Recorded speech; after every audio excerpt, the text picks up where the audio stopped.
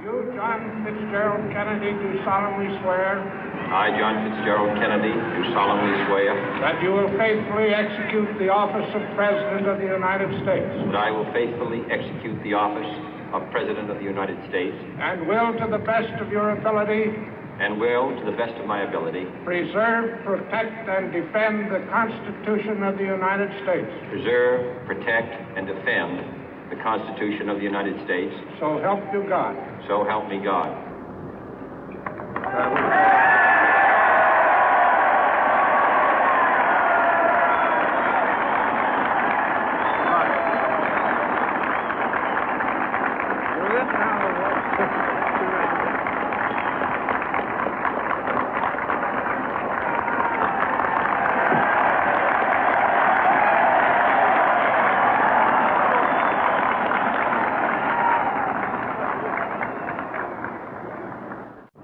Vice President Johnson, Mr. Speaker, Mr. Chief Justice, President Eisenhower, Vice President Nixon, President Truman, Reverend clergy, fellow citizens.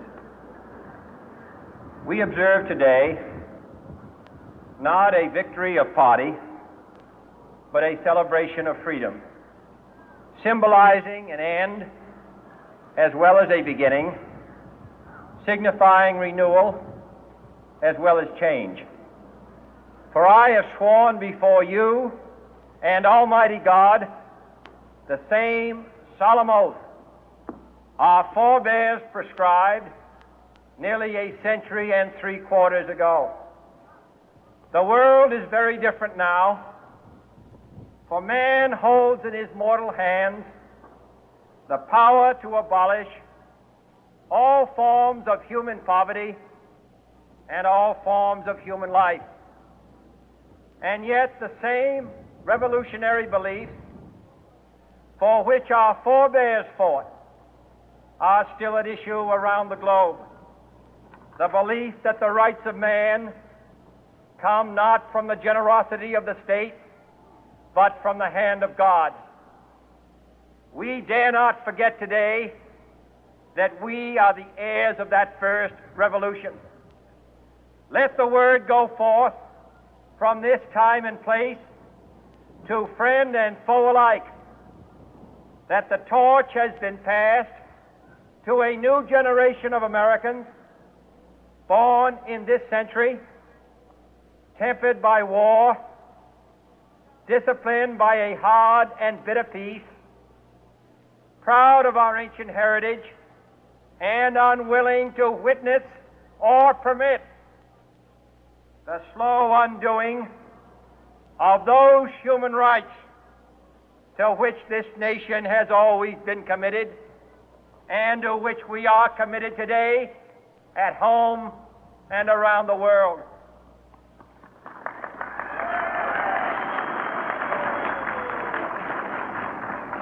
Let every nation know, whether it wishes us well or ill, that we shall pay any price, bear any burden, meet any hardship, support any friend, oppose any foe to assure the survival and the success of liberty.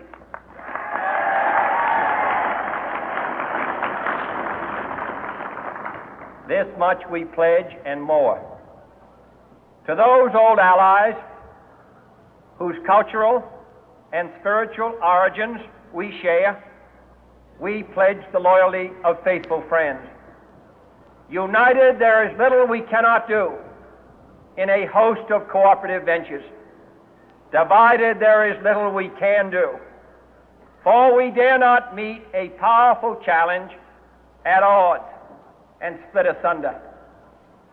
To those new states whom we welcome to the ranks of the free, we pledge our word that one form of colonial control shall not have passed away, merely to be replaced by a far more iron tyranny.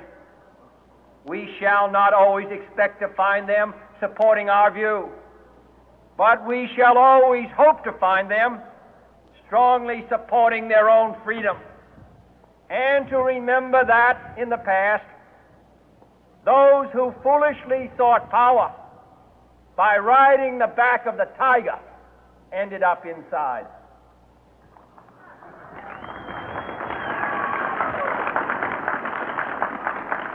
To those people in the huts and villages of half the globe struggling to break the bonds of mass misery, we pledge our best efforts to help them help themselves for whatever period is required, not because the communists may be doing it, not because we seek their votes, but because it is right.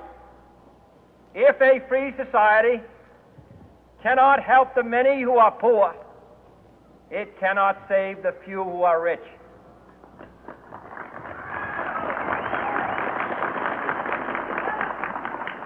To our sister republics south of our border, we offer a special pledge to convert our good words into good deeds, in a new alliance for progress, to assist free men and free governments in casting off the chains of poverty. But this peaceful revolution of hope cannot become the prey of hostile powers. Let all our neighbors know that we shall join with them to oppose aggression or subversion anywhere in the Americas. And let every other power know that this hemisphere intends to remain the master of its own house.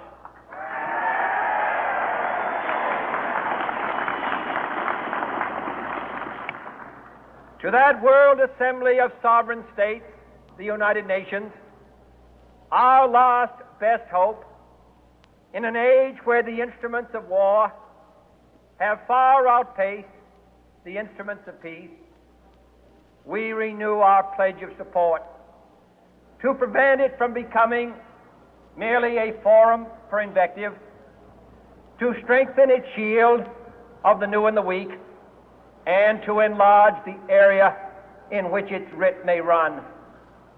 Finally, to those nations who would make themselves our adversary, we offer not a pledge, but a request that both sides begin anew the quest for peace. Before the dark powers of destruction, unleashed by science, engulf all humanity in planned or accidental self-destruction, we dare not tempt them with weakness, for only when our arms are sufficient beyond doubt can we be certain beyond doubt that they will never be employed.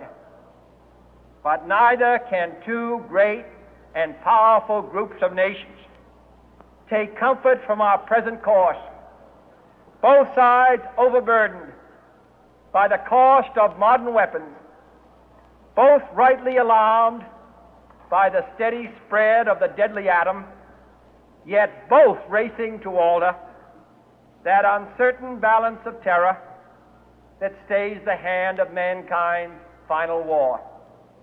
So let us begin anew, remembering on both sides that civility is not a sign of weakness, and sincerity is always subject to proof.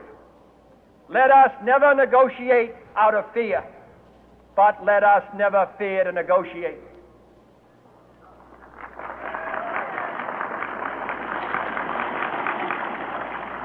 Let both sides explore what problems unite us, instead of belaboring those problems which divide us.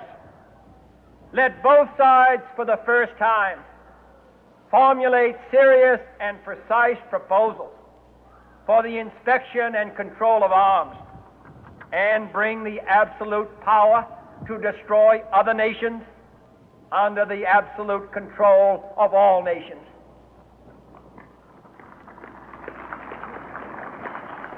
Let both sides seek to invoke the wonders of science instead of its terrors.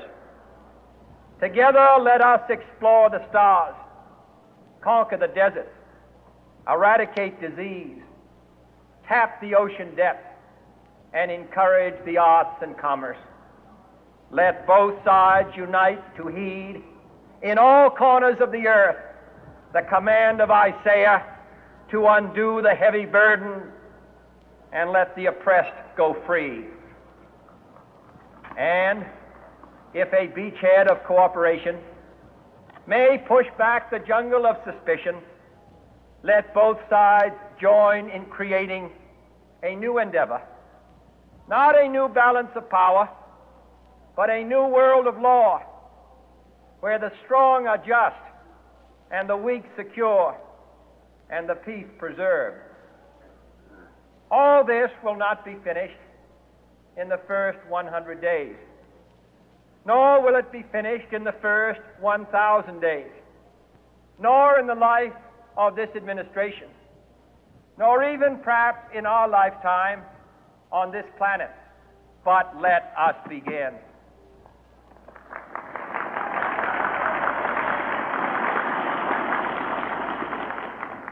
In your hands, my fellow citizens, more than mine, will rest the final success or failure of our course. Since this country was founded, each generation of Americans has been summoned to give testimony to its national loyalty. The graves of young Americans who answered the call to service surround the globe. Now the trumpet summons us again, not as a call to bear arms, though arms we need, not as a call to battle, though in battle we are, but a call to bear the burden of a long twilight struggle, year in and year out, rejoicing in hope, patient in tribulation, a struggle against the common enemies of man, tyranny, poverty, disease, and war itself. Can we forge against these enemies a grand and global alliance, north and south, east and west, that can assure a more fruitful life for all mankind? Will you join in that historic effort?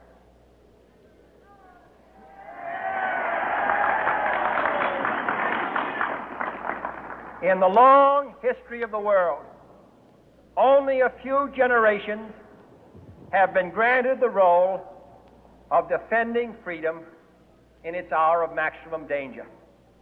I do not shrink from this responsibility. I welcome it.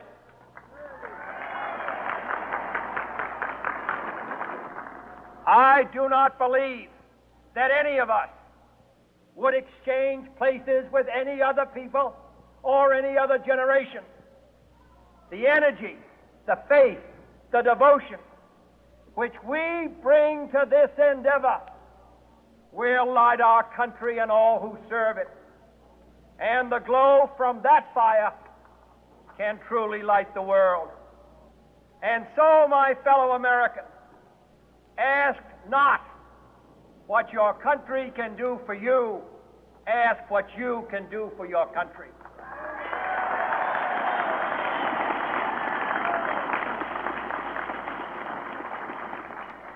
My fellow citizens of the world, ask not what America will do for you, but what together we can do for the freedom of man.